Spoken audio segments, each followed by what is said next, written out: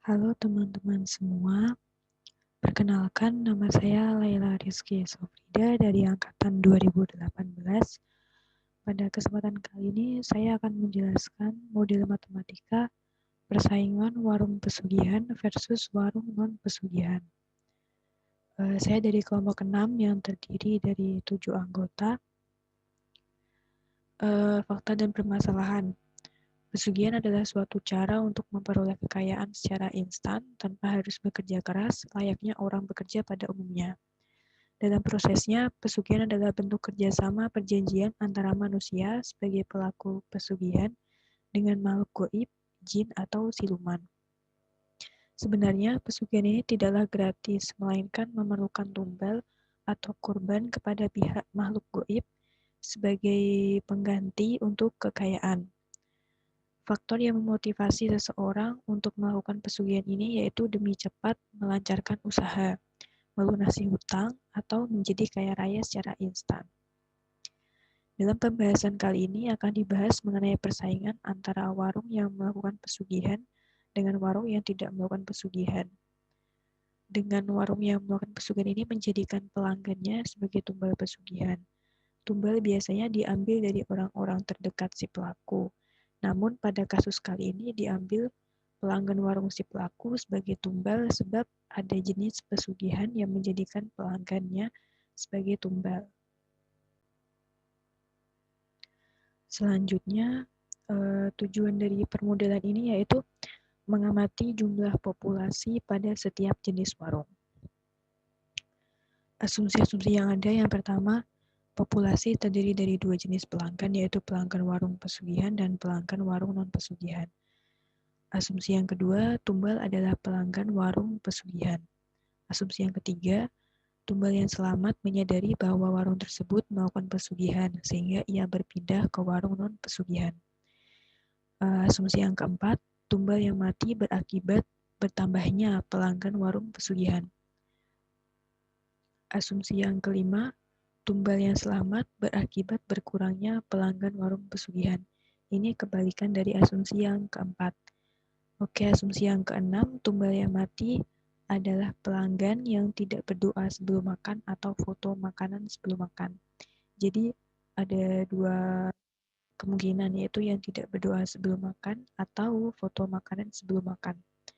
Yang ketujuh, tumbal yang selamat adalah pelanggan yang berdoa sebelum makan dan tidak foto makanan sebelum makan. Jadi dua-dua ini harus terpenuhi, yaitu yang berdoa dan tidak foto sebelum makan.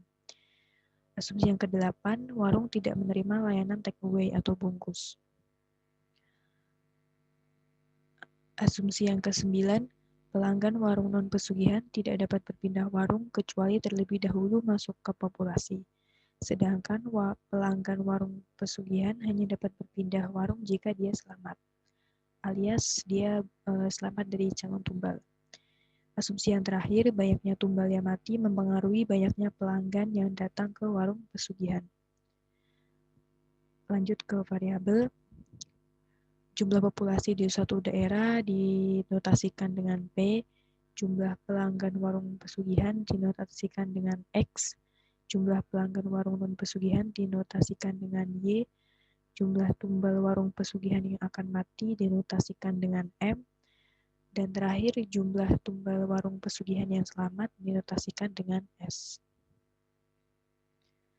Lanjut ke parameter, A itu koefisien rate pelanggan warung pesugihan, B itu koefisien rate pelanggan warung non-pesugihan, C koefisien rate pelanggan warung non-pesugihan tetap sehat, yang E koefisien rate tumbal yang selamat.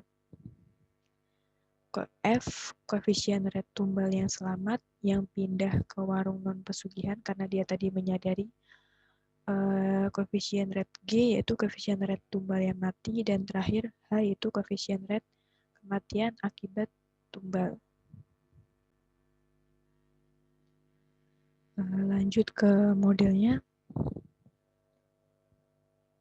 Nah, ini diagram permodelan pelanggan warung non-pesugihan dengan pelanggan warung pesugihan. Jadi ada populasi, pelanggan warung pesugihan, pelanggan warung non-pesugihan, selamat, mati dengan koefisien A, B, C, E, F, G, dan H. Penjelasannya sebagai berikut. Populasi terdiri dari dua golongan, yaitu populasi sebagai pelanggan warung non-pesugihan dan populasi sebagai pelanggan warung non-pesugihan. Nah, dalam kasus ini, semua pelanggan warung pesugihan akan menjadi calon tumbal. Pelanggan warung pesugihan yang melakukan update foto di sosial media atau tidak berdoa menjadi tumbal yang membuat pelanggan tersebut akan mati.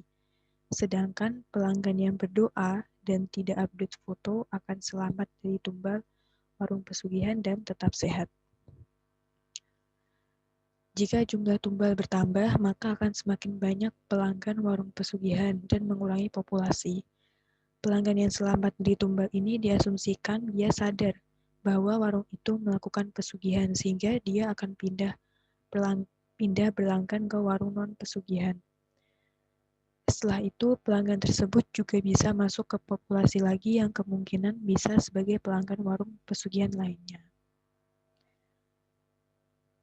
Ini model matematikanya.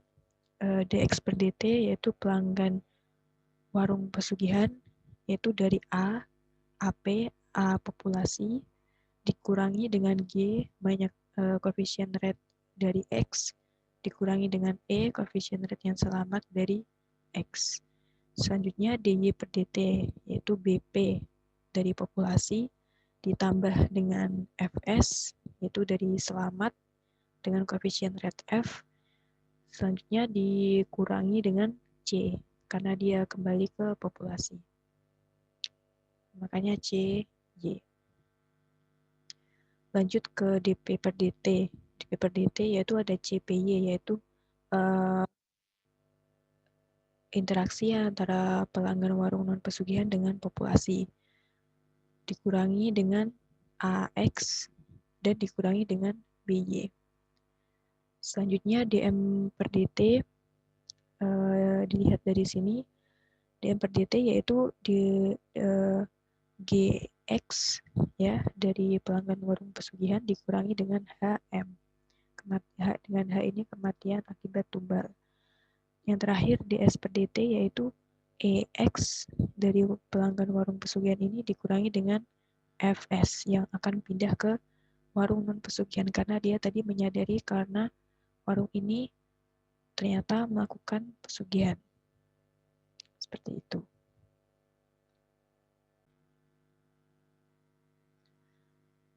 Oke, setelah model matematika akan mencari titik equilibrium. Nah, dari model di atas tadi semua persamaan dibuat sama dengan 0. Nah, setelah dibuat sama dengan 0, dicapai titik equilibrium dengan seperti berikut. Ini semua hampir sama ya, dikalikan dengan P semua. Selanjutnya, kami mengambil data dari survei. Kami melakukan survei melalui Google Form dengan mengajukan 2 pertanyaan kepada responden melalui link https://bit.ly/kebiasaan sebelum makan. Nah, survei di atas ini digunakan untuk menentukan banyaknya orang atau responden yang tergolong kelompok sehat dan kelompok mati untuk dijadikan calon tumbal ya. Nah, dengan pengklasifikasian sebagai berikut. Untuk tumbal yang selamat atau calon tumbal yang selamat yaitu orang yang berdoa sebelum makan dan tidak melakukan foto-foto makanan. Seperti yang sudah dijelaskan saat asumsi tadi sebelumnya. Yang kedua, tumbal yang akan mati yaitu orang yang tidak berdoa sebelum makan atau orang yang melakukan foto-foto sebelum makan. Nah, dari hasil survei tersebut, ini pertanyaan yang kemarin kita ajukan, jawabannya cuma ada 2 pertanyaan dengan jawaban ya dan tidak. Nah, dari hasil survei didapatkan data seperti berikut. Jadi sebanyak dari 100% sebanyak 13,8% yang tidak berdoa sebelum makan dan 86,2% yang berdoa sebelum makan. Selanjutnya dari 100% sebanyak 78,3% itu langsung makan atau enggak foto-foto sebelum makan dan 21,7%, yaitu foto-foto dulu sebelum makan. Nah, berdasarkan hasil survei tersebut, terdapat 152 responden dengan yang calon tumbal yang selamat yaitu sebanyak 102, dan sedangkan calon tumbal yang mati sebanyak 50. Nah, berdasarkan hasil survei tersebut, didapatkan nilai koefisien rate masing-masing parameter, yakni A 0,0045, B 0,0040, C 0,0015, E 0,0067, F 0,005, G 0,0033, dan H yaitu sama dengan 1. Nah, F ini adalah koefisien rate tumbal yang selamat berpindah ke warung non pesugihan. Kenapa dia tidak 1? Karena kemungkinan pelanggan tersebut tidak percaya dengan fakta yang ada. Jadi kemungkinan masih bisa untuk tetap berada sebagai pelanggan warung pesugihan.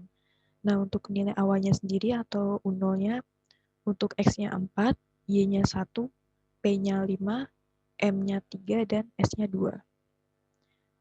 Nah, didapatkan grafik seperti berikut ini. Dengan sumbu X-nya yaitu sebagai waktu hari dalam bentuk hari, sedangkan sumbu Y-nya atau sumbu tegaknya yaitu populasi. Dengan warna-warna sebagai berikut ya. Nah, interpretasinya yaitu berdasarkan simulasi yang sudah dilakukan dapat dilihat bahwa populasi pelanggan warung pesugihan sempat mengalami penurunan karena banyaknya tumbal yang mati lebih sedikit daripada banyaknya calon tumbal yang selamat, sehingga membuat populasi pelanggan warung non pesugihan akan terus naik. Coba kita lihat lagi, ini pelanggan warung pesugihan dia mengalami penurunan karena tumbal yang mati sedikit, ya. Sedangkan tumbal yang selamat ini dia naik. Jadi ini dia mengalami penurunan pelanggannya. Nah, karena ini selamatnya banyak, maka pelanggan warung non pesugihan ini akan tetap terus naik ya. Jadi bisa disimpulkan seperti itu.